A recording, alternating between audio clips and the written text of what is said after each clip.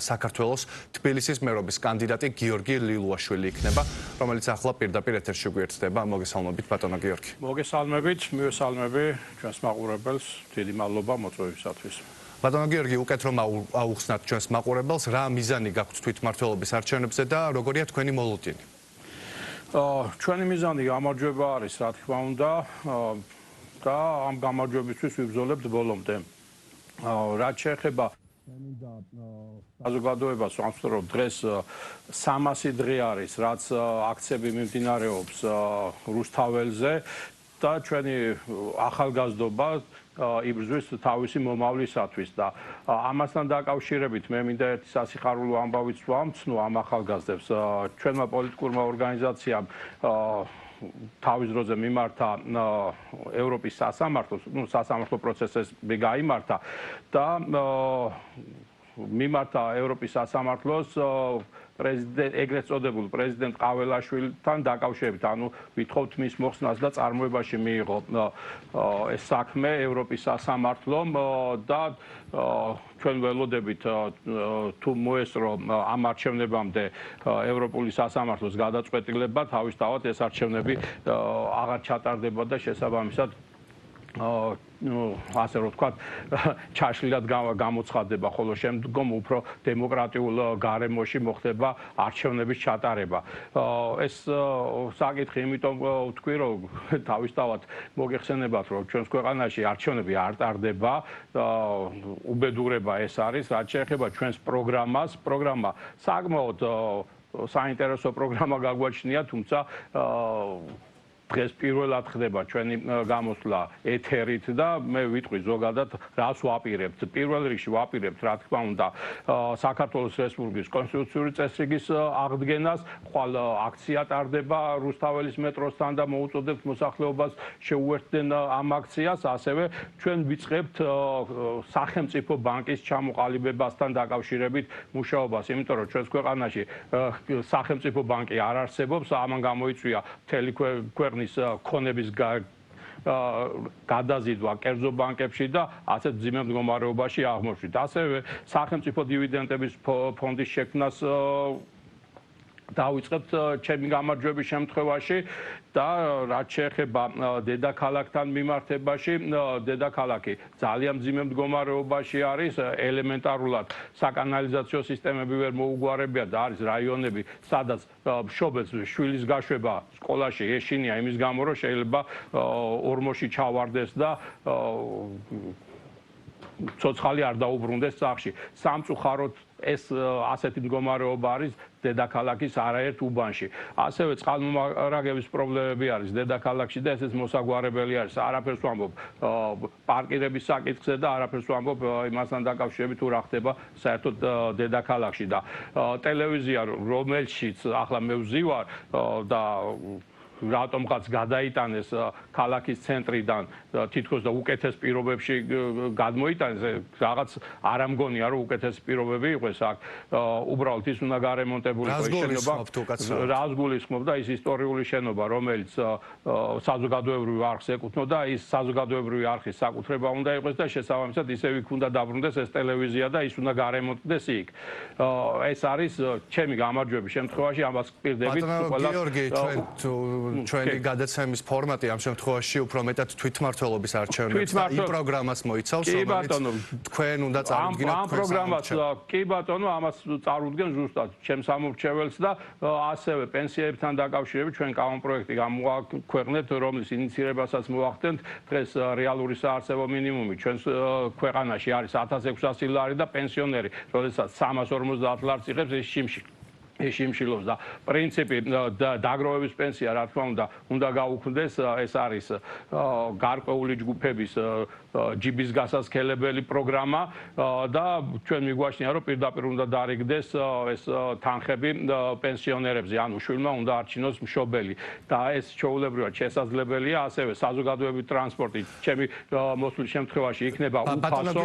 ამასთან დაკავშირებითი პენსია, ასევე ახსენეთ წეგან სახელმწიფო ბანკის ჩამოყალიბება. ამ ყველაფრის გაკეთება ზოგადად როგორ გესახებათ თვითმმართველობის არჩევნებში გამარჯვების შემთხვევაში? თბილისის მასშტაბით დავიწყებ და შემდგომ მთელ საქართველოში გადაიზრდება ეს ყველაფერი. ასე რომ ეს პრობლემას არ წარმოადგენს, თავარია სურვილი და მონდომება. ჩვენს ქვეყანაში ასევე როდესაც სახელმწიფო დივიდენდების ფონდზე გავაკეთე აქცენტი, ეს ნიშნავს იმას, რომ ეს ქვეყანა გვეკუთვნის ჩვენს სახელმწიფო ქონება უნდა განაწილდეს მოსახლეობაზე და შესაბამისად მსგავსი პროექტები არსებობს, მაგალითად ალიასკის ფონდი, კუვეიტის ფონდი, აგერ აზერბაიჯანსაც აქვს მსგავსი ფონდი, რომელსაც საზოგადოებისთვის იყენებს და შესაბამისად მოსახლეობა კმაყოფილი არის. ჩვენ რა თქმა უნდა საქართველოს მიმართებაში ეს პროექტი შევიმუშავებთ და საქართველოს მორგებული პროექტი გავაკეთეთ და ამას ვთავაზობთ საზოგადოებას. ასევე დედაქალაქის სურსათის მომარაგების საკითხი არის მოსაგვარებელი. აგერ კახეთში გლეხმა ატამი მოიყვანა და თბილისში ვერ ჩამოიტანა გასაყიდად და 6 ლარი ღირდა ატამი, როდესაც აგერ ჩვენს გლეხს ულპებოდა ეს პროდუქცია. ეს მოსახლეობას ძველგაზრდებს შეიძლება ახსოვდეთ ცეკავშირული მაღაზიების არსებობა ქალაქში, როგორ ხდებოდა კოოპერატივების მიერ შემოტანა ქალაქში, ჩვენ გავაფორმებთ ხელშეკრულებას მეწარმეებთან, რომლებიც აწარმოებენ ქართულ პროდუქციას და შემოვიტანთ დედაქალაქში და შესაბამისად გაცილებით იაფაში გაიყიდება ეს პროდუქცია. ანუ დედაქალაქს ჭირდება თავი და არა მერი. თბილისს ჭირდება მმართველობა და არა ის, რომ არ ვიცი მე რა დავარქვა დღეს რაც ხდება ამ ქალაქში და ასეთი განუკითხაობა. ამიტომ მე ჩემს მოსახლეობას ვთხოვ, რომ მხარი დაგვიჭირონ ჩვენი პარტია მონაწილეობს 11 ნომრით. თუ თქვენ გინდათ რომ ქალაქს ყავდეს თავი და უთავოდ არ ხდებოდეს ამ ქალაქში ყველაფრის კეთება, დაგვიჭირეთ ხარი და თუ არა და აგერ ყავთ მერი და გეყოლებათ ის მერი. ბატონო გიორგი, თქვენ პირველად არიყრით კენჭს ზოგად არჩევნებში. როგორია თქვენი მოლოდინი? მოლოდინი აი ესენი არის სუცაჩივრები, რომელიც შევიტანეთ მათ შორის კალადის მიმართაც, რომელმაც თბილისობა გადმოიტანა სექტემბერში, ფაქტურად მოსყიდვა განახორციელა მოსახლეობის, პირდაპირ და არაპირდაპირი მოსყიდვა იყო ეს. არ ამგონია ვინმეს ახსოვდეს, რომ სექტემბერში თბილისობა ყოფილიყო. თბილისობა არის ოქტომბრის დღესასწაული და შესაბამისად ოქტომბერში ტარდებოდა ოქტომბრის ბოლო შაბათ-კვირას და ეს ფაქტურად არის პირდაპირი მოსყიდვა.